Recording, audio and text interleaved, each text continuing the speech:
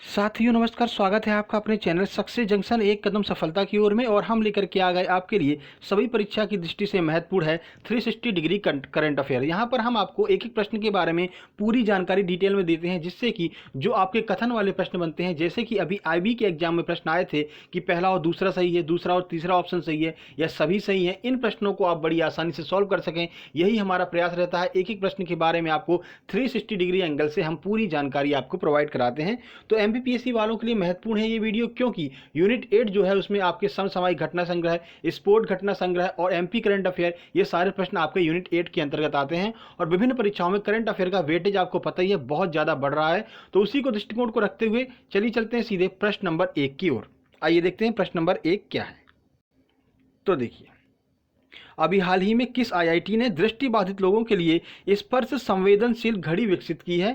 Option A है IIT Kharagpur, option B है IIT Delhi, option C है आईआईटी कानपुर और ऑप्शन नंबर डी है आईआईटी बेंगलुरु। जैसा कि आपको पता है, आईआईटी से बहुत ज़्यादा प्रश्न आपको देखने को मिलते हैं, क्योंकि अभी एनटीपीसी का जो एग्जाम हुआ रेलवे का, तो हर एक शिफ्ट में आपको 2 से 3 प्रश्न जो है वो आईआईटी से देखने को मिले थे, जो भी आईआईटी चर्चा में रही थी। ठीक है, तो आईआईटी वाले प्रश्नों को आपको बहुत गौर से देखना है, सारी जानकारी आपको एक एक आईआईटी के बारे में होनी चाहिए। तो आइए देखते हैं किस आईआईटी ने यहां पर दृष्टिबाधित लोगों के लिए एक स्पर्श संवेदनशील घड़ी विकसित की है। आइए देखते हैं। तो सही आंसर है सी, यानी कि आईआईटी कानपुर ने यहां पर एक घड़ी विकसित की है दृष्टिबाधित लोगों के लिए। आइए आपको पूरी जानकारी देते हैं इस प्रश्न के बारे में। तो देखिए, यहाँ पर आपकी स्टैटिक जी की जो बनेगा वो भी आपका साथ ही साथ में कवर करते हुए चलेंगे। देखिए, आईआईटी कानपुर के एक प्रोफेसर और उनके सहयोगी ने दृष्टिबाधित लोगों के लिए सही समय ज्ञात करने हेतु एक स्पर्श संवेदनशील घड़ी विकसित की है। घड़ी का विकास आईआईटी कानपुर के प्रोफेसर सिद्धार्थ पांडा और विश्वराज श्रीवास्तव ने किया है। तो दोनों नाम आपको याद रखने हैं, ये आपकी परीक्षा में पूछे जा सकते हैं। कौन? प्रोफेसर सिद्धार्थ पांडा और विश्वराज श्रीवास्तव। ठीक है, इन दोनों लोगों ने मिलकर के एक घड़ी का निर्माण किया है, जो कि दृष्टिबाधित लोगों के लिए बनाई गई है, जिससे वो आसानी से सही समय का पता लगा सकें। ठीक है, चलिए अब इनसे संबंधित कुछ जो स्टैटिक के प्रश्न आते हैं उसको देख लेते हैं। तो देखिए, ब्रेल लिपि जो है वो भी दृष्टिबाधित लोगों से संबंधित है। तो ब्रेल लिपि का निर्माण किसने किया था? तो लुई ब्रेल ने इसका निर्माण किया था। ब्रेल दिवस कब मनाया जाता है? तो 4 जनवरी को ब्रेल दिवस मनाया जाता है। 4 जनवरी 1889 को लुई ब्रेल का जन्म हुआ था, और उन्होंने ही जो आपकी ब्रेल लिपि है इसका निर्माण किया था। उनके जन्म दिवस के उपलक्ष्य में ब्रेल दिवस मनाया जाता है। चलिए प्रश्न नंबर 2 की ओर चलते हैं। तो देखिए, प्रश्न नंबर 2, अंतर्राष्ट्रीय अंतरात्मा दिवस यानी कि इंटरनेशनल डे ऑफ कॉन्शियंस कब मनाया गया है? ऑप्शन ए है 3 अप्रैल, ऑप्शन बी है 4 अप्रैल, ऑप्शन सी है 5 अप्रैल या फिर ऑप्शन नंबर डी है 1 अप्रैल। देखिए, दिवस से प्रश्न आपकी परीक्षा में जरूर पूछे जाते हैं, और कुछ ऐसे प्रश्न पूछे जाते हैं दिवस से, जैसे कि ये पर्यावरण दिवस कब हो गया, खेल दिवस कब हो गया। ये तो नॉर्मल प्रश्न होते हैं, सबको पता होते हैं। लेकिन जब पेपर को टफ बनाया जाता है, कठिन बनाया जाता है, तो आपसे कुछ ऐसे प्रश्नों के बारे में पूछ लिया जाता है, कुछ ऐसे दिवस के बारे में पूछ लिया जाता है। तो आइए देखते हैं कब मनाया जाता है अंतर्राष्ट्रीय अंतरात्मा दिवस। आइए देखते हैं। सही आंसर है सी, यानी कि 5 अप्रैल को यहाँ पर अंतर्राष्ट्रीय अंतरात्मा दिवस मनाया गया, यानी कि कल ही मनाया गया ये दिवस। तो आइए इसके बारे में पूरी जानकारी देते हैं, किसने इसको ऐसा घोषित किया है इस दिवस को, उसके बारे में भी पूरी जानकारी देंगे। स्टैटिक जीके को भी कवर करते हुए साथ में ही चलेंगे। आइए देखते हैं। तो देखिए, संयुक्त राष्ट्र द्वारा 5 अप्रैल को अंतर्राष्ट्रीय अंतरात्मा दिवस के रूप में घोषित किया गया है।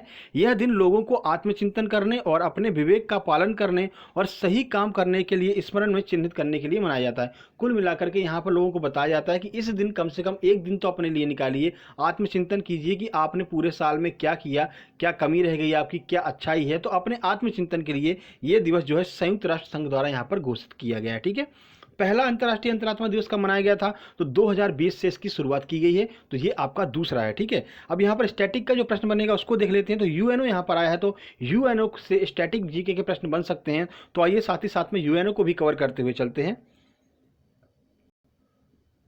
तो देखिए, यूएनओ का फुल फॉर्म क्या हो जाएगा? तो संयुक्त राष्ट्र संघ जो है यूएनओ का फुल फॉर्म हो जाता है। स्थापना कब हुई थी? तो 26 जून 1945 को इसकी स्थापना हुई थी। मुख्यालय की बात कर लेते हैं, तो न्यूयॉर्क में इसका मुख्यालय है, मैनहट्टन द्वीप पर इसका जो है मुख्यालय स्थित है। वर्तमान महासचिव कौन है? तो एंटोनियो गुटेरस जो हैं वो वर्तमान महासचिव है यूएनओ के। आधिकारिक भाषाएं यहाँ पर पूछी जाती हैं आपसे, तो अरबी, चीनी, अंग्रेजी, फ्रेंच, रूसी और स्पेनिश, ये इतनी भाषाएं हैं जो वो यूएनओ की आधिकारिक भाषा की सूची में शामिल की गई हैं। स्पेनिश को भी हाल ही में शामिल किया गया है। ठीक है, तो इतने सारे प्रश्न जो आपके इस प्रश्न से बन सकते थे स्टैटिक जीके को भी लेते हुए, तो सारे प्रश्नों को हमने यहाँ पर आपका क्लियर करवा दिया है। ठीक है, चलिए आगे बढ़ते हैं। इसीलिए इस क्लास का नाम ही है 360 डिग्री, यानी कि आपको हर एक एंगल से पूरी जानकारी आपको यहाँ पर दी जाएगी एक एक प्रश्न के बारे में, और ये सारी चीज़ें आपको रिटन फॉर्म में उपलब्ध रहेंगी हमारे टेलीग्राम चैनल पर। टेलीग्राम चैनल को जरूर ज्वाइन कर लीजिए। टेलीग्राम ऐप पर जाइए, वहाँ पर सर्च कीजिए सक्सेस जंक्शन, आपको हमारा लोगो देखने को मिल जाएगा, वहाँ से आप हमारा चैनल ज्वाइन कर लीजिए। वहाँ पर आपको सारी PDF और इससे पहले की जो भी वीडियो हैं 360 डिग्री करंट अफेयर की बात कर लेते हैं, साथ ही साथ में यूनिट 8, यूनिट 10, यूनिट 9 जो MPPSC की है, सारी वीडियो आपको एक ही जगह पर देखने को मिल जाएंगी। चलिए प्रश्न नंबर 3 की ओर चलते हैं। तो देखिए, अभी हाल ही में चर्चित पुस्तक Manohar Parrikar brilliant mind simple life का विमोचन किया गया। इसको लिखा किसने है, इसके राइटर कौन है, और ये बहुत ज़्यादा महत्वपूर्ण प्रश्न बन जाएगा आपकी परीक्षा की दृष्टि से, स्पेशली MPPSC जो 2020 की प्री होने वाली है जून में, उसके लिए तो ये बहुत ही ज़्यादा, मतलब आप 3-4 स्टार लगा लीजिए इस प्रश्न पर, इस मतलब इतना ज़्यादा इंपॉर्टेंट है ये प्रश्न। तो आइए देखते हैं, ऑप्शन की बात कर लेते हैं पहले। तो ऑप्शन है चेतन भगत, ऑप्शन बी है नितिन गोखले, ऑप्शन सी है अरुंधति राय, या फिर ऑप्शन नंबर डी है लोकेश्वर शर्मा। आइए देखते हैं इसका आंसर। सही आंसर है बी, यानी कि नितिन गोखले ने ये पुस्तक लिखी है। तो आइए पूरी जानकारी लेते हैं इस प्रश्न के बारे में 360 डिग्री एंगल से। तो देखिए, नितिन गोखले द्वारा लिखी गई नई पुस्तक Manohar Parrikar brilliant mind simple life का विमोचन किया गया। यह पुस्तक ब्लूम्सबरी द्वारा प्रकाशित की गई। तो पहला बहुत महत्वपूर्ण यहाँ पर प्रश्न बनेगा कि ब्लूम्सबरी के द्वारा इसको प्रकाशित किया गया है। किताब के लेखक कौन है आपको याद होना चाहिए, किताब का नाम कौन है आपको याद होना चाहिए, किसने प्रकाशन किया है ये भी आपको याद होना चाहिए। इस पुस्तक के माध्यम से लेखक ने पारिकर जो है वो एक IIT छात्र से पहले, उसके बाद सामाजिक कार्यकर्ता बने, उसके बाद भारत के रक्षा मंत्री के रूप में राष्ट्र निर्माण के बारे में बताया गया है। यानी कि पहले कैसे IIT छात्र थे, फिर उसके बाद कैसे कार्यकर्ता बने, फिर भारत के रक्षा मंत्री कैसे बने, उन सारी चीज़ों के बारे में जीरो से लेकर के उनकी पूरी जो मतलब वृत्तांत है उसके बारे में बताया गया है। चलिए मनोहर पारिकर के बारे में बात कर लेते हैं। तो देखिए, मनोहर पारिकर पूर्व रक्षा मंत्री और गोवा के 4 बार मुख्यमंत्री रह चुके हैं। ठीक है, चलिए मुख्यमंत्री बनने वाले पहले IITian हैं, यानी कि पहला पढ़ा लिखा जो मुख्यमंत्री है वो आपके कौन थे, तो मनोहर पारिकर जी थे। बहुत अच्छी यहाँ पर शासन व्यवस्था इनके द्वारा चलाई गई थी, और जब ये रक्षा मंत्री थे तो बहुत अच्छे काम यहाँ पर भारतीय सेना के द्वारा किए गए थे। चलिए आगे बढ़ते हैं, अगले प्रश्न की ओर चलते हैं। तो देखिए, प्रश्न नंबर 4 यहाँ पर UPI पर बिलियन ट्रांजैक्शन पार करने वाली पहली कंपनी कौन बन गई। यहाँ पर आपके लिए ये जो प्रश्न है वो 2 दृष्टि से महत्वपूर्ण है। एक तो ये करंट अफेयर का प्रश्न बनेगा, और दूसरा ये जो प्रश्न बनेगा वो आपका यूनिट 9 का जो टॉपिक है सूचना एवं संचार प्रौद्योगिकी, उसका भी यह प्रश्न बन जाएगा। ठीक है, तो दोनों दृष्टि से बहुत महत्वपूर्ण है आपके लिए कि UPI पर बिलियन ट्रांजेक्शन पार करने वाली पहली कंपनी कौन सी बन गई है। ऑप्शन है गूगल पे, ऑप्शन बी है व्हाट्सएप पे, ऑप्शन सी है अमेजन पे, या फिर ऑप्शन नंबर डी है फोन पे। आइए इसका आंसर देख लेते हैं। सही आंसर है डी, यानी कि फोन पे यहाँ पर UPI पर बिलियन ट्रांजैक्शन पार करने वाली पहली भारतीय कंपनी बन गई है। तो ये फोन पे के बारे में आपको पूरी जानकारी देते हैं, इस प्रश्न के बारे में भी आपको पूरी जानकारी देते हैं। तो देखिए, बेंगलुरु स्थित वेतन भुगतान और वित्तीय सेवा कंपनी फोन पे UPI, अब UPI का फुल फॉर्म आपसे जरूर पूछा जा सकता है, तो UPI का फुल फॉर्म ध्यान रखिएगा, यूनिफाइड पेमेंट इंटरफेस जो है वो UPI का फुल फॉर्म होता है। ठीक है, तो UPI पर 1 बिलियन लेन देन को पार करने वाली पहली कंपनी बन गई है। कंपनी ने मार्च 2021 में यह उपलब्धि हासिल की है। तो अभी कुछ दिन पहले ही यह उपलब्धि हासिल की है, जैसे मार्च का महीना खत्म हुआ है तो बताया गया कि जो आपकी फोन पे है उसने 1 बिलियन ट्रांजेक्शन यहाँ पर पूरे कर लिए हैं। ठीक है, चलिए अब मार्च में ही 1.3 बिलियन का इसका लेन देन हो गया था, तो ये चर्चा में आ गई थी। अब फोन पे के बारे में बात कर लेते हैं। तो फोन पे के जो वर्तमान CEO हैं वो हैं समीर निगम, और फोन पे का मुख्यालय कहाँ पर, तो बेंगलुरु कर्नाटका में फोन पे का मुख्यालय है। ठीक है, चलिए आगे बढ़ते हैं, प्रश्न नंबर 5 की ओर चलते हैं। अगर आपको चीज़ें पसंद आ रही हो, हमारे समझाने का तरीका पसंद आ रहा हो, हमारा कंटेंट पसंद आ रहा हो, तो वीडियो को लाइक करते हुए चलिएगा, और लास्ट में एक कमेंट जरूर कर दीजिएगा कि ये वीडियो आपको कैसी लगी। बाकी हम एक प्रश्न आपसे रोज पूछते हैं, और कल भी हमने प्रश्न पूछा था, तो उसका सही आंसर जिन लोगों ने दिया है उनका नाम नीचे यहाँ पर लिखा हुआ आप देखेंगे। उसके बाद आज भी हम आपसे एक प्रश्न पूछेंगे, उसका आंसर भी आप जरूर दीजिएगा। चलिए प्रश्न नंबर 5 है, भगवती सिंह का अभी हाल ही में निधन हो गया है, उनका संबंध किस क्षेत्र से है। ऐसे प्रश्न भी आपसे कई बार पूछे जाते हैं, जो मतलब कि जिसका निधन हो गया होता है तो उन लोगों से प्रश्न आपसे पूछे जाते हैं। तो हर एक प्रश्न के बारे में आपको डिटेल में जानकारी देते हुए आगे बढ़ेंगे। तो देखिए, ऑप्शन ए है अभिनेता, ऑप्शन बी है राजनेता, ऑप्शन सी अर्थशास्त्री या फिर ऑप्शन नंबर डी है वैज्ञानिक। तो भगवती सिंह का संबंध किस क्षेत्र से है, आइए देखते हैं। सही आंसर है बी, यानी यहाँ पर जो भगवती सिंह है वो एक राजनेता थे। आइए इनके बारे में पूरी जानकारी देखते हैं। तो देखिए, भगवती सिंह का संबंध राजनीति से है। समाजवादी पार्टी के संस्थापक सदस्य और यूपी के पूर्व मंत्री भी रह चुके हैं। तो यानी कि ये समाजवादी पार्टी के संस्थापक भी हैं और यूपी के ये पूर्व मंत्री रह चुके हैं। इनका जो 89 वर्ष की उम्र में निधन हो गया है, उनका अंतिम संस्कार नहीं किया जाएगा। ये बहुत महत्वपूर्ण प्रश्न बन सकता है जब आपसे कथन वाले प्रश्न बनेंगे। तो इनका अंतिम संस्कार नहीं किया जाएगा, क्यों? क्योंकि इन्होंने अपना जो शरीर है वो किंग जॉर्ज मेडिकल यूनिवर्सिटी को दान कर दिया है। तो मृत्यु से पहले इन्होंने कह दिया था कि हमारा जो शरीर है वो किंग जॉर्ज यूनिवर्सिटी को दान कर दीजिएगा। तो इस वजह से इनका जो है अंतिम संस्कार नहीं किया गया। चलिए आगे बढ़ते हैं, प्रश्न नंबर 6 की बात करते हैं। प्रश्न नंबर 6, अभी हाल ही में मंगल की सतह पर एक हेलीकॉप्टर इंजीनिटी उतरा। यह हेलीकॉप्टर किस देश की रिसर्च कंपनी का है? ऑप्शन ए है फ्रांस, ऑप्शन बी है रूस, ऑप्शन सी अमेरिका या फिर ऑप्शन नंबर डी है भारत। आइए देखते हैं। सही आंसर है सी, यानी कि अमेरिका की कंपनी का यहाँ पर हेलीकॉप्टर जो है वो मंगल ग्रह पर उतारा गया है। आइए पूरी जानकारी लेते हैं इस प्रश्न के बारे में। और इससे पहले अमेरिका का कौन सा रोवर भी उतरा था यहाँ पर मंगल ग्रह पर, उसके बारे में भी आपको जानकारी देंगे। तो देखिए, अमेरिका की स्पेस रिसर्च कंपनी नासा ने अपना एक हेलीकॉप्टर इंजीनिटी मंगल ग्रह की सतह पर उतारा है। तो नासा के द्वारा उतारा गया है। अब नासा की बात कर लेते हैं। तो देखिए, नासा का फुल फॉर्म पूछा जा सकता है। तो national aeronautics and space administration जो है वो आपका नासा का फुल फॉर्म होता है। बाकी स्थापना की बात करते हैं तो 29 जुलाई 1958 को नासा की स्थापना हुई थी और 1958 में भी भारत में भी किसी की स्थापना हुई थी। और यही आपका आज का प्रश्न है कि 1958 में भारत में किसकी स्थापना हुई थी। कई बार हमने आपको बताया भी है, जैसे कि यहाँ पर नासा है तो भारत का एक मतलब कि ऑर्गेनाइजेशन है जिसकी स्थापना 1958 में की गई थी। तो आपको यही आंसर ढूंढ करके लिख के आपको कमेंट बॉक्स में लिखना है, चाहे गूगल से सर्च कीजिए, कहीं से भी सर्च कीजिए। बस हमारा उद्देश्य है कि आप एक बार टाइप कर दीजिए। अगर आप टाइप कर देंगे तो वो चीज़ें आपके दिमाग में इस तरह से सेट हो जाती हैं कि फिर आपके दिमाग से कभी नहीं निकलती हैं। जैसे ही वो प्रश्न आपके सामने आएगा, आपके दिमाग में तुरंत आएगा हमने ये प्रश्न कहीं पर टाइप किया है, तो फिर आपको याद हो जाएगा। ठीक है, तो कौन सा ऐसा ऑर्गेनाइजेशन है जिसकी स्थापना जो है 1958 में भारत में की गई थी, यही आपको कमेंट बॉक्स में टाइप करके बताना है। चलिए आगे बढ़ते हैं। तो नासा की बात कर लेते हैं। स्थापना बता दी हमने। मुख्यालय कहाँ पर है? तो वॉशिंगटन डीसी में इसका मुख्यालय है नासा का। चलिए आगे बढ़ते हैं। बाकी एक रोवर की बात कर लेते हैं। तो 2020 में नासा ने अपना एक परसिवरेंस नाम का रोवर मंगल ग्रह की सतह पर उतारा था। तो रोवर का नाम भी याद रखिएगा, परसिवरेंस नाम का रोवर जो है 2020 में नासा ने मंगल ग्रह की सतह पर उतारा था। चलिए प्रश्न नंबर 7 की बात करते हैं। तो प्रश्न नंबर 7 है, 3 राफेल जेट का चौथा बैच किस राज्य में उतरा है? यानी कि अब देखिए, राफेल जेट विमान जो है वो भारत में लगातार धीरे धीरे आ रहे हैं, जितनी भी हमने खरीद की थी। तो यहाँ पर चौथा बैच आ गया है भारत में। तो कहाँ पर उतारा गया है चौथा बैच, यह आपसे पूछा जा रहा है राफेल विमान के बारे में। तो राफेल विमान को किसने बनाया है, ये सारी जानकारी हम आपको देने वाले हैं। कहाँ का है राफेल विमान, आइए देखते हैं। ऑप्शन ए है पंजाब, ऑप्शन बी है महाराष्ट्र, ऑप्शन सी है गुजरात या फिर ऑप्शन नंबर डी है असम। तो अभी परसों ही ये जो आपका चौथा बैच है राफेल विमान का वो यहाँ पर आया है भारत में। तो कितने राफेल विमान आए हैं, कहाँ पर उतरे हैं, आइए देखते हैं। सही आंसर है सी, यानी कि गुजरात में यहाँ पर 3 राफेल जेट विमानों को उतारा गया है। तो देखिए, भारतीय वायुसेना की युद्ध क्षमता को बढ़ावा देने के लिए 3 राफेल फाइटर जेट्स का चौथा बैच गुजरात के जामनगर में उतारा गया है। ठीक है, तो चौथा बैच यहाँ पर आ गया है भारत के पास में राफेल का, जिनमें कि 3 राफेल विमान आए हैं। आपसे पूछा जा सकता है कि चौथे जो बैच भारत में आया था उसमें कितने राफेल विमान शामिल थे? तो 3 राफेल विमान यहाँ पर शामिल थे। ठीक है, चलिए राफेल के बारे में बात कर लेते हैं। तो राफेल बनाने वाली कंपनी का नाम डसाल्ट है। ये भी आपसे पूछा जा सकता है, क्यों? क्योंकि अभी एनटीपीसी के 5 से 6 शिफ्ट में यह प्रश्न पूछा गया है कि राफेल बनाने वाली कंपनी कौन सी है। तो डसाल्ट कंपनी ने राफेल को बनाया है। और ये डसाल्ट कंपनी है कहाँ की? तो फ्रेंच की कंपनी, यानी कि फ्रांस की कंपनी है डसाल्ट। ठीक है, चलिए आगे बढ़ते हैं।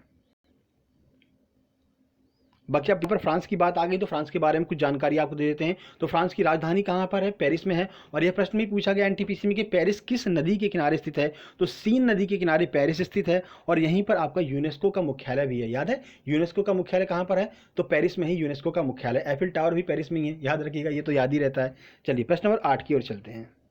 प्रश्न नंबर 8, नेशनल मैरीटाइम डे कब मनाया गया है? तो इसकी हम आपको थीम भी बताएंगे और क्यों मनाया जाता है वो भी आपको पूरी जानकारी देंगे। ऑप्शन ए है 3 अप्रैल, ऑप्शन बी है 4 अप्रैल, ऑप्शन नंबर सी है 5 अप्रैल या फिर ऑप्शन नंबर डी है 6 अप्रैल। तो नेशनल मैरीटाइम डे कब मनाया गया, आइए देखते हैं। सही आंसर है सी, यानी कि 5 अप्रैल के दिन नेशनल मैरीटाइम डे मनाया गया है। आइए देखते हैं कुछ जानकारी इसके बारे में। तो देखिए, हर साल 5 अप्रैल को राष्ट्रीय समुद्री दिवस मनाया जाता है, यह नेशनल मैरीटाइम डे मनाया जाता है। यह दिवस सभी समुद्री यात्री और समुद्री समुदाय को राष्ट्रीय श्रमिक दिवस पर समुद्री व्यापार के माध्यम से भारत की अर्थव्यवस्था को मजबूत बनाने के लिए शुभकामनाएं देता है। यानी कि मनाया क्यों जाता है, तो बेसिकली ये इसीलिए मनाया जाता है कि जो भी यहाँ पर समुद्र में काम कर रहे हैं भारत के लिए और भारत की अर्थव्यवस्था को मजबूती प्रदान कर रहे हैं, जैसा कि आपको पता है कि समुद्र के माध्यम से हमारे यहाँ बहुत सारा व्यापार होता है, तो भारत की अर्थव्यवस्था मजबूत होती है, तो उनको धन्यवाद देने के लिए 5 अप्रैल के दिन जो है नेशनल मैरीटाइम डे जो है मनाया जाता है। चलिए, 2021 में इसका 58वां संस्करण था, तो यह प्रश्न आपसे पूछा जा सकता है कि मैरीटाइम जो डे है उसका कौन सा संस्करण मनाया गया है, तो 58वां संस्करण 2021 में मनाया गया है। क्यों मनाया जाता है, तो देखिए 1919 में इसी दिन भारतीय नौवहन की शुरुआत हुई थी, तो 5 अप्रैल 1919 को भारतीय नौवहन की शुरुआत हुई थी, इसलिए यह मनाया जाता है। बाकी इस वर्ष की थीम की बात कर लेते हैं, तो सस्टेनेबल शिपिंग बियॉन्ड कोविड-19 जो है वो इस वर्ष की थीम है। तो थीम याद रखिएगा नेशनल मैरीटाइम डे की, सस्टेनेबल शिपिंग बियॉन्ड कोविड-19। ठीक है, तो कोविड-19 लगभग यहाँ पर बहुत सारी थीम में आपको देखने को मिल जाएगा, तो कंफ्यूज नहीं होना, इसीलिए हम कह रहे हैं आपको पीडीएफ जरूर डाउनलोड करना है, और पीडीएफ डाउनलोड करने के लिए आपको टेलीग्राम चैनल जो है जरूर ज्वाइन करना है। ठीक है, तो बार बार रिवीजन होता रहेगा आपका। चलिए, प्रश्न नंबर 9 की ओर चलते हैं। प्रश्न नंबर 9, किसे अभी हाल ही में सरस्वती सम्मान 2020 से सम्मानित किया गया है? ऑप्शन ए है सरल कुमार लिम्बाले, ऑप्शन बी है वासुदेव मोही, ऑप्शन सी है के शिवा रेड्डी, या फिर ऑप्शन नंबर डी है सितांशु यशचंद्र। अब ये चारों ऑप्शन के बारे में हम आपको पूरी जानकारी देंगे, क्योंकि कोई भी ऑप्शन आपसे इसमें से पूछा जा सकता है। चलिए आंसर देखते हैं पहले। तो सही आंसर है ए, यानी कि शरण कुमार लिम्बाले को अभी हाल ही में यहाँ पर सरस्वती सम्मान 2020 से सम्मानित किया गया है। चलिए देखते हैं। तो देखिए, चारों ऑप्शन के बारे में आपको जानकारी देते हैं। तो प्रसिद्ध मराठी लेखक डॉक्टर शरण कुमार लिम्बाले को सरस्वती सम्मान 2020 के लिए चुना गया है। तो कौन थे ये? तो मराठी लेखक हैं, याद रखिएगा मराठी लेखक हैं। ठीक है, प्रश्न पूछ लिया जाता है। चलिए 2019 की बात कर लेते हैं। 2019 का सरस्वती सम्मान वासुदेव मोही को दिया गया था। 2018 का जो सरस्वती सम्मान है वो के शिवा रेड्डी को दिया गया था, और 2017 का जो सरस्वती सम्मान है वो सितांशु यशचंद्र को दिया गया था। तो 4 ऑप्शन आपको दिए गए हैं, चारों ऑप्शन के बारे में हमने आपको बता दिया है। बार बार रिवाइज करते रहिएगा, क्या पता आपसे प्रश्न पत्र में कौन सा पूछ लिया जाए। वैसे करंट का पूछा जाता है, लेकिन फिर भी आपको कम से कम 2019 और 2018 का भी आपको याद रखना है। ठीक है, चलिए आगे बढ़ते हैं। प्रश्न नंबर 10 की ओर चलते हैं। तो देखिए, किस टीम ने 2021 आईएसएसएफ विश्व कप नई दिल्ली में पदक तालिका में शीर्ष स्थान पर रहकर अधिकतम अंक प्राप्त किए हैं? ठीक है, अधिकतम मेडल जो है यहाँ पर किसने जीता है आपसे पूछा जा रहा है, और आईएसएसएफ विश्व कप जो हुआ है उसके बारे में बात की जा रही है। तो प्रश्न में ही आपके 2-3 आंसर मिल गए कि आईएसएसएफ वर्ल्ड कप कहाँ पर हुआ है, तो नई दिल्ली में हुआ है। ठीक है, चलिए ऑप्शन की बात करते हैं। ऑप्शन ए है अमेरिका, ऑप्शन बी है चीन, ऑप्शन सी है भारत, या फिर ऑप्शन नंबर डी है दक्षिण कोरिया। आइए देखते हैं आंसर। सही आंसर सी, यानी कि भारत ने यहाँ पर सर्वाधिक पदक जीतते हुए पहला स्थान हासिल किया है आईएसएसएफ नई दिल्ली में जो विश्व कप आयोजित किया गया था। तो आइए देखते हैं आईएसएसएफ फुल फॉर्म क्या है और किससे संबंधित है। चलिए, तो देखिए, भारत 2021 आईएसएसएफ विश्व कप नई दिल्ली में पदक तालिका में सबसे ऊपर है। क्यों ऊपर है, तो देखिए आईएसएसएफ की पहले बात कर लेते हैं। तो इंटरनेशनल शूटिंग स्पोर्ट फेडरेशन जो है वो आईएसएसएफ का फुल फॉर्म आपका बनता है। ठीक है, तो याद रखना है। अब देखिए 21 गोल्ड मिले हैं भारत को, और भारत पहले स्थान पर है। तो दूसरे स्थान पर कौन है, तो 11 गोल्ड के साथ में दूसरे स्थान पर चीन है, और 6 गोल्ड के साथ में तीसरे स्थान पर अमेरिका है। तो तीनों चीज़ें आपको याद रखनी है, पहला, दूसरा, तीसरा। कथन वाले प्रश्न जो है वो स्पोर्ट्स से बहुत ज़्यादा बनते हैं। आपसे यही पूछ लिया जाएगा कि पहले स्थान पर भारत है, दूसरे पर चीन है, और तीसरे स्थान पर फ्रांस को दे दिया जाएगा। आपसे पूछा जाएगा कि इनमें से कौन सा गलत है, तो आपको बताना है कि फ्रांस वाला जो है वो गलत है, क्योंकि तीसरे स्थान पर कौन है, तो तीसरे स्थान पर अमेरिका है 6 गोल्ड के साथ में। चलिए, ये पूरी जानकारी थी आपको 360 डिग्री एंगल से पूरी जानकारी आपको हर एक प्रश्न के बारे में दी गई, जिससे कठिन से कठिन प्रश्नों को भी आप आसानी से सॉल्व कर सकें। तो जो प्रश्न हमने आपसे पूछा है उसको जरूर टाइप करना है आपको, क्योंकि टाइप करने से चीज़ें आपके दिमाग में बैठ जाती हैं। ठीक है, तो प्रश्न की बात कर लेते हैं। कल के प्रश्न का सही उत्तर की बात करते हैं। तो कल के प्रश्न का सही उत्तर है चंदेल वंश। तो कल हमने आपसे पूछा था कि खजुराहो के मंदिरों का निर्माण किसने करवाया था, तो चंदेल वंश के लोगों ने करवाया था। और हमने ये प्रश्न क्यों पूछा था, क्योंकि करंट का एक टॉपिक जो है, करंट का एक प्रश्न जो है वो खजुराहो से बना था। तो कल की वीडियो अगर आपने नहीं देखी है तो कल वाली वीडियो भी जरूर देख लीजिएगा। ठीक है, चलिए आगे बढ़ते हैं, देखते हैं किस किसने सही आंसर दिया और पूरी डिटेल में किसने जानकारी लिखी है, उन सब के नाम आइए देखते हैं। तो देखिए, पारुल साहू, मनोज अंजालकर, मनोज अंजलाकर, मोनिका शर्मा, उषा धोटे, संध्या पाटले, इन लोगों ने बिल्कुल सही आंसर दिया है और बहुत डिटेल में यहाँ पर जानकारी दी है। आप लोगों को भी अगर आपने नहीं देखा है तो वीडियो देखिए और वीडियो के कमेंट बॉक्स में जाकर के जरूर देखिएगा, बहुत सारी जानकारी आपको देखने को मिलती है और ये लोग लगातार कमेंट करते रहते हैं। और मैं 100% गारंटी के साथ कह सकता हूँ कि जिन जिन प्रश्नों का इन्होंने कमेंट किया है वो प्रश्न अगर आप इनको नींद में भी जगा के पूछ लेंगे तो वो प्रश्न इनको याद होगा। ठीक है, इसीलिए हम कहते हैं कि कमेंट बॉक्स में कमेंट जरूर कीजिएगा। चलिए, वीडियो पसंद आई तो वीडियो को लाइक कर दीजिए, दोस्तों के पास शेयर कर दीजिए, चैनल को सब्सक्राइब करके नोटिफिकेशन बेल जरूर दबा लीजिए। बाकी हमने आपसे पूछा था, हम कोई भी काम करते हैं तो पहले आपसे पूछ करके करते हैं, पहले एक पोल क्रिएट करते हैं। तो कल हमने आपसे पूछा था क्या आप यूनिट 2 भारतीय इतिहास की जो है टेस्ट सीरीज या फिर प्रैक्टिस सीरीज चाहते हैं, तो वहाँ पर पोल पे जाकर के आप कमेंट जरूर कीजिएगा और वहाँ पर वोट भी कीजिएगा कि क्या आप चाहते हैं कि नहीं चाहते हैं। देखिए, क्योंकि आपके पास अभी टाइम है, ठीक है, और आपने लगभग सारी चीज़ें पढ़ चुकी हैं, अब आप रिवीजन कर रहे हैं तो आपको प्रैक्टिस के लिए तो कुछ चाहिए। तो इसलिए हम हर एक जो यूनिट है, हर एक यूनिट का प्रैक्टिस सेट यहाँ पर लेकर के आने वाले हैं। ज़्यादा नहीं, 10-10 प्रश्न होंगे जैसा कि अभी चल रहा है, और 10-10 प्रश्न को आपको आंसर देना होगा। जानकारी पूरी डिटेल में हम देंगे जैसा कि हमने अभी आपको दिया है, और आपको कमेंट बॉक्स में अपने नंबर लिखने होंगे। बस इतना सा काम है, फ्री ऑफ कॉस्ट है, कोई इसका कॉस्ट नहीं ले रहे हैं हम, सारी जानकारी आपको free of cost. Success junction कभी भी आपसे 1 रुपया नहीं लेगा, ये हमारा वादा है आपके साथ में। ठीक है, तो वीडियो पसंद आई हो लाइक कीजिएगा, शेयर कीजिएगा, बस आप सहयोग बनाए रखिए, दोस्तों के पास शेयर कीजिए कि ये चीज़ें आपको नई चीज़ें यहाँ पर देखने को मिलती हैं, तो यही आपका ही सहयोग हमारे लिए बहुत महत्वपूर्ण होगा। तो जल्द ही मिलते एक नई वीडियो में, तब तक के लिए नमस्कार, धन्यवाद।